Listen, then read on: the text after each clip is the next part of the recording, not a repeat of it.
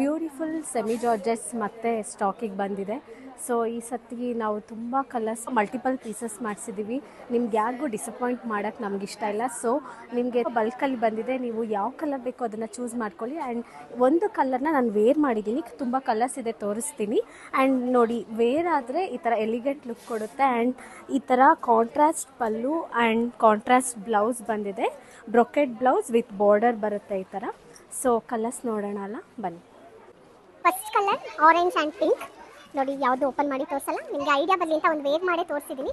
So ಒಂದೊಂದೇ ಕಲರ್ನ ಇವಾಗ ನೋಡ್ತಾ ಹೋಗೋಣ.